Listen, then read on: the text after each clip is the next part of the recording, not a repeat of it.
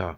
Então vamos falar um pouquinho da Cada carta de igreja Laodiceia. representa, então, Um período. Como falei, Idade Antiga, Idade Média, Idade Moderna. E vamos falar de Laodiceia, que é o último estágio. Em todas as igrejas, a gente nota uma coisa curiosa. Já que eu falei que elas são períodos, quando você lê na igreja de Éfeso, Jesus fala o seguinte com o povo. Vou ler para vocês aqui, olha. Arrepende-se e volte à prática das primeiras obras. Se você não se arrepender, eu virei até você e tirarei o seu lugar do candelabro. Por quê? João I teve uma visão de Jesus, onde Jesus estava passeando sobre 7 candelabros, 7 chamas, um candelabro com 7 partes, sabe? E aquele ali representava o povo de Deus. Jesus estava passeando. Imagina como se fosse um cacho de sal, tipo uma menorá judaica. Você não tem nenhuma menorá aqui não, né? Não, ele coloca lá pra gente. Coloca aí menorá, o pessoal vai saber o que é.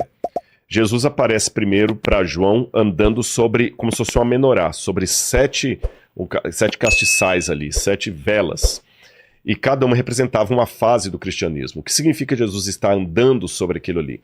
Que na trajetória da igreja, ele estará com o povo dele.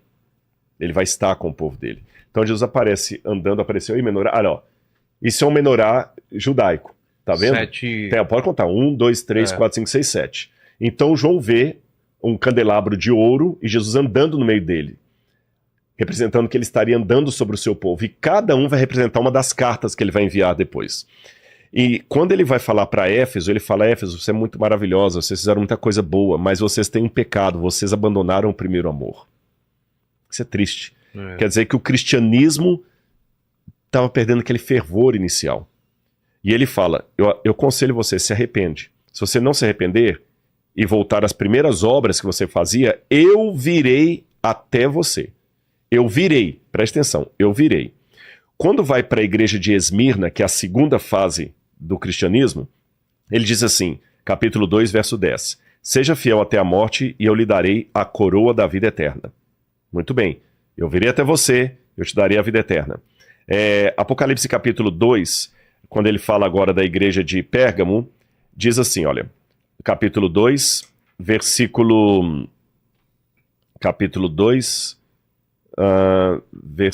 16. Portanto, arrepende-se, senão virei sem demora. Virei sem demora. Nota a mesma coisa, virei sem demora. A carta Tiatira, que é outro estágio da igreja, estamos andando no tempo. A carta Tiatira, ele também fala o seguinte, olha, Tiatira, capítulo 2, versículo 25. Tão somente conserve o que você tem até que eu venha. Você está percebendo a ênfase? Eu venho sem demora, até que eu venha. Quando a gente vai para a igreja de Sardes, o capítulo 3.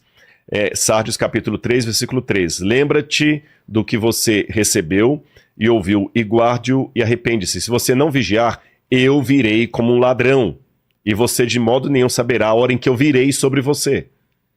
Quando vamos para a penúltima parte, Filadélfia, ele também fala a mesma coisa. Apocalipse capítulo 3, Apocalipse capítulo 3, versículo 11. Venho sem demora, conserve o que você tem para que ninguém tome a sua coroa.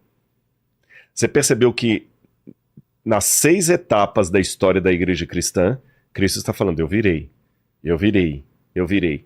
Quando chega a Laodiceia, ele não diz eu virei. Olha como está em Laodiceia. Apocalipse capítulo 3, versículo 20. Eis que estou à porta e bato. O que você entende? Então, mas não quer dizer que ele já veio. Não quer dizer que ele já veio, mas se ele tá vindo, e está na porta batendo, quer dizer que agora ele chega. Então o período da volta de Jesus é na igreja de Laodiceia. A proximidade. Porque dá um crescente. Eu estou chegando, Vilela, estou chegando. Negócio para o Waze. Rodrigo, está vindo? O Waze está dizendo daqui meia hora. O Waze está dizendo agora 15 minutos. Tô na tua porta batendo. Tô na porta aqui. Vilela, libera a portaria para eu entrar. Já tá muito Acho que o exemplo é esse, entendeu? O Rodrigo já tá chegando aí, você pergunta pra Fábio, Rodrigo tá vindo? Olha, ele disse que o Waze tá dando meia hora. O Waze tá dando 20 minutos. O Waze tá dando 15 minutos. Ligar lá da portaria, o Rodrigo chegou.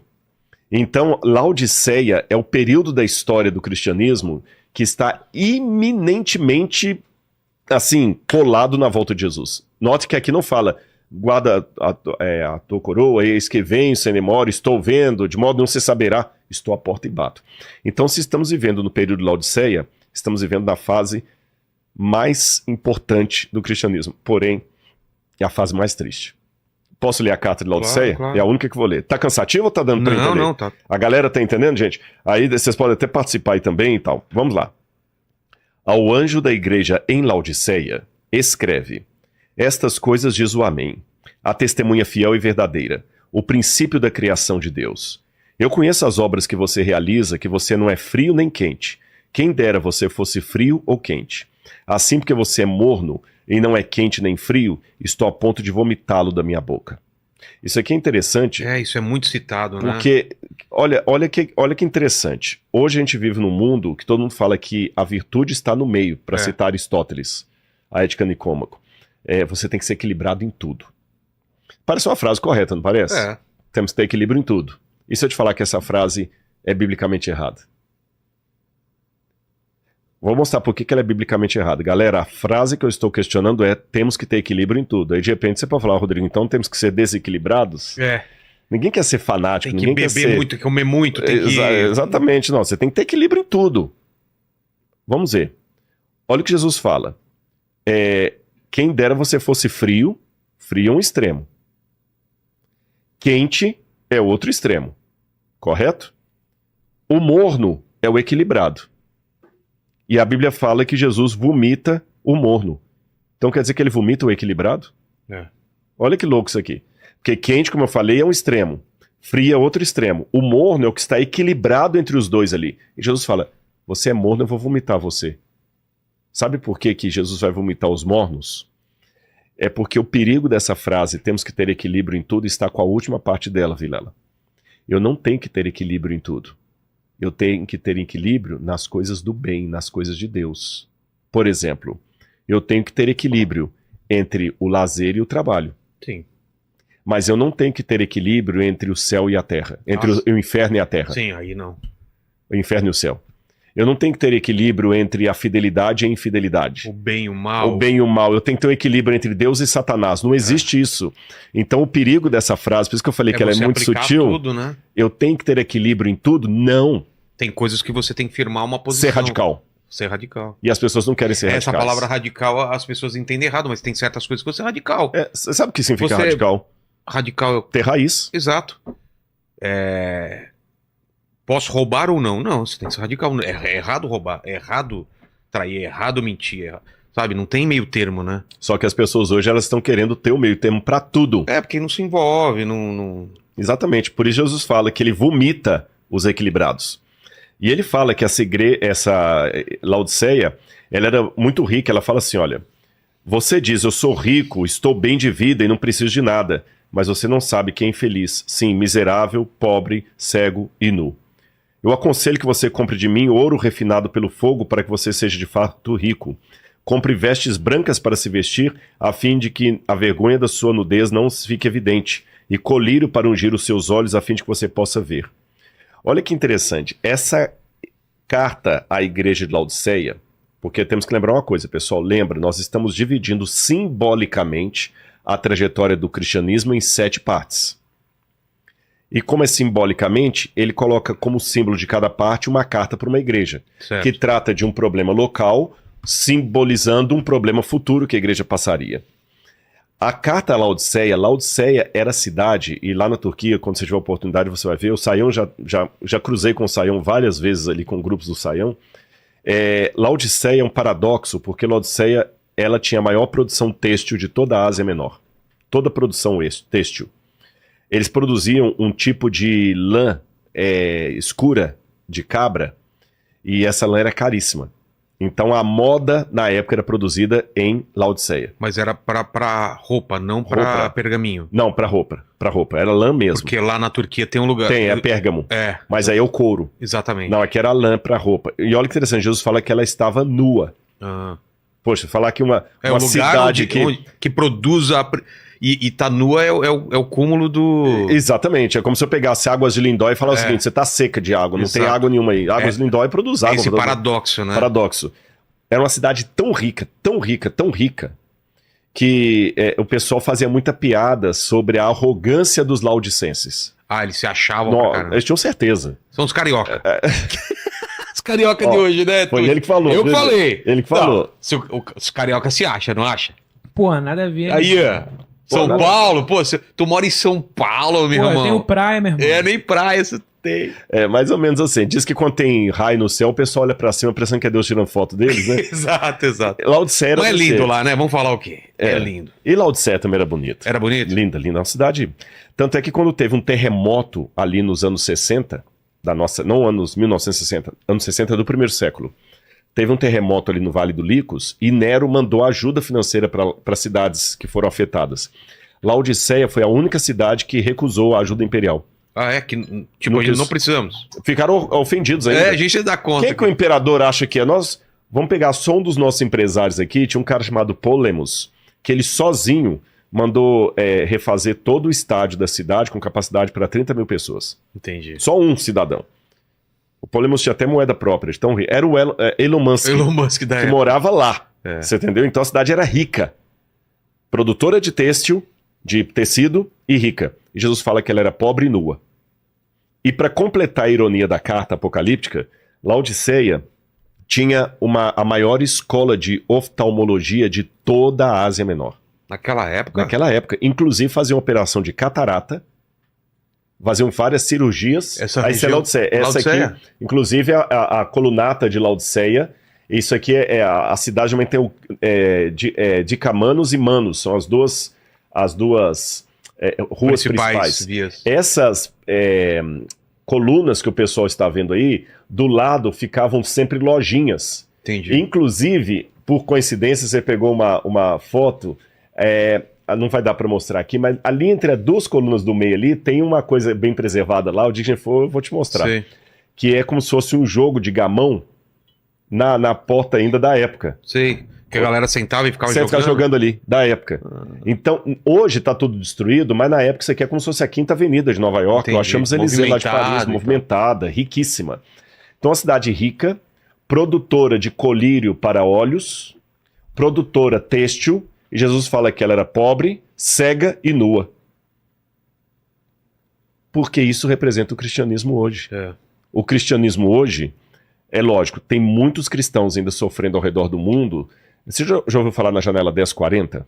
Não. Janela 1040 é o quadrante do mundo onde tem os países mais hostis ao cristianismo. Onde ser cristão nesses países é querer morrer.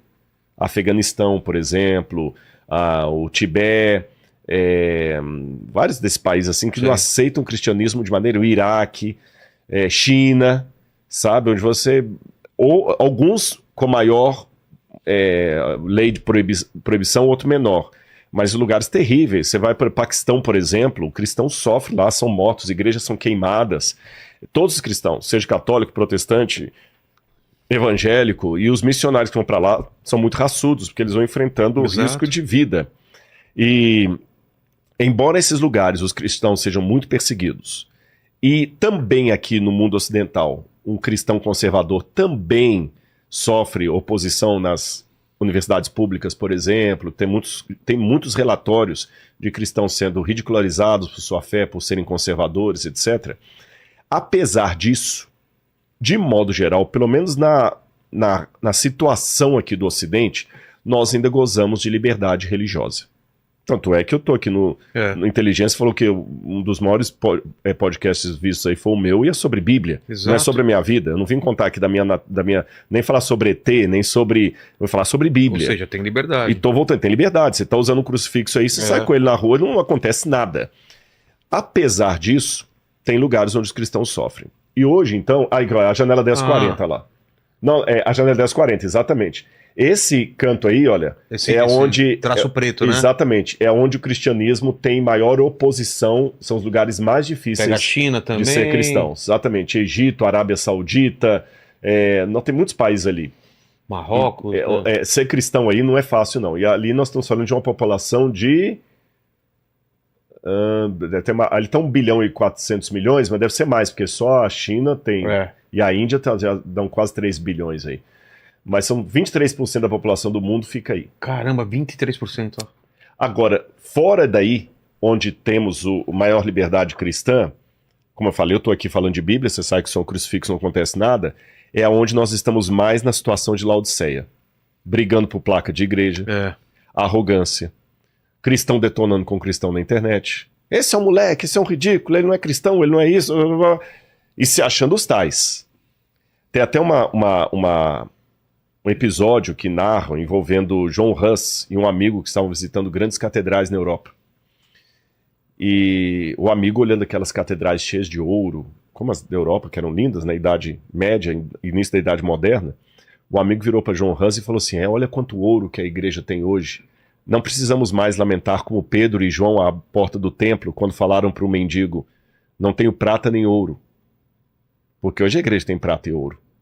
Aí John Huss falou, é verdade, temos prata e ouro, mas já não temos mais autoridade para falar, em nome de Jesus, levanta e anda. Pô, você tá entendendo? que paulada, né? Paulada, quer dizer, hoje a gente tem prata e ouro, tem igreja da Compal, tem TV, tem tudo e tal, mas cadê o nosso poder do Espírito, a unidade cristã? Olha quantos escândalos em nome da fé, quantos cristãos, ao invés de se limitarem a defender a Bíblia de acordo com o que ele interpreta, ele gasta o tempo todo só detonando contra o cristão. O prazer dele é ser especialista em detonar pessoas, sabe? Nós estamos no período de Laodiceia, nós achamos que temos tudo e não reconhecemos que somos pobres, nus. Posso contar uma parábola que ilustra isso? Essa parábola, inclusive, é verdadeira. Uma vez, numa cidade europeia, havia um lugarejo onde as pessoas tinham o seguinte comportamento, Vilela. Elas acho que até eu contei essa história aqui num dos primeiros podcasts, eu vou contar de novo, porque ela ilustra bem a situação de Laodiceia. As pessoas saíam cedo para o trabalho e elas deixavam as casas delas e caminhavam 4, 5, 8 quilômetros para a lavoura. E passavam o dia inteiro trabalhando na lavoura, à noitinha voltavam, guardavam as ferramentas, tomavam banho, limpavam o pé ali, e não era banho mesmo, né? Iam dormir, para no outro dia fazer isso de novo. Qual era a rotina? Acordava com o nascer do sol, tomavam de jejum, todo mundo saía assobiando pela estrada 10 quilômetros, 8 quilômetros, até a lavoura, trabalhavam o dia inteiro na lavoura, ao pôr do sol voltavam, dormiam e assim continuava. Mudou-se para aquela cidade um circo, desses circos itinerantes, e havia 2 palhaços ali, o circo todo era apenas de 2 palhaços, e as pessoas riam demais com as palhaçadas que os 2 humoristas faziam. Eles contavam as piadas, davam cambalhota, aquelas roupas coloridas de palhaço, com boneco, e o pessoal ria, e a rotina da cidade mudou, porque agora eles acordavam cedo, iam para o lugar lá na lavoura, à noitinha voltavam, antes de dormir, assistiam o espetáculo, e depois que assistiam o espetáculo, ia todo mundo para casa rindo, até segurando a barriga de tanto rir, para no outro dia fazer tudo de novo. E enquanto eles estavam trabalhando, Cassino, não veja a hora de chegar lá, qual vai ser a piada que os palhaços vão contar hoje à noite. Aconteceu que um dia, enquanto as famílias estavam trabalhando na lavoura, o mato em volta da cidade estava seco e de fácil combustão, e começou a pegar fogo. Os palhaços estavam no circo se aprontando para o show, maquiando, colocando nariz, a peruca, aquela roupa colorida, quando um olhou pela janela e falou assim, tá sentindo cheio de queimado? O outro, eu tô. Tá pegando fogo! O fogo tá alastrando, vai chegar na cidade. Então vamos apagar o fogo. Não dá para apagar o fogo, a gente tem que chamar o pessoal para ajudar, só nós 2 não damos conta. É verdade, então vamos chamar o povo. Vamos tirar a roupa. Não dá tempo. Até a gente tirar toda essa roupa aqui e tirar a maquiagem, já queimou tudo. Vamos assim mesmo. E lá foram, Vilela, os 2 palhaços, estrada fora, gritando e gesticulando. Vestidos de palhaço. Quando o povo da lavoura viu, o que você acha que aconteceu? Ninguém levou a sério. Pior, não só não levaram a sério, quando começaram a rir. A rir, claro. E quanto mais os palhaços gritavam fogo, mais engraçado ficava. E a história diz que o fogo pegou as casas, o trailer, o circo, a perda foi total. Todos perderam tudo. Jesus, quando contava uma parábola, perguntava ao auditório, o que vos parece? Onde está o problema? Com a mensagem ou com os mensageiros? Vilela, você que já fez muito stand-up e tudo mais, você fazer o humor no palco, tudo bem, não tem problema nenhum. Agora, o problema é quando eu não tem uma vida coerente com aquilo que eu digo acreditar. Perfeito. Aí parece uma piada.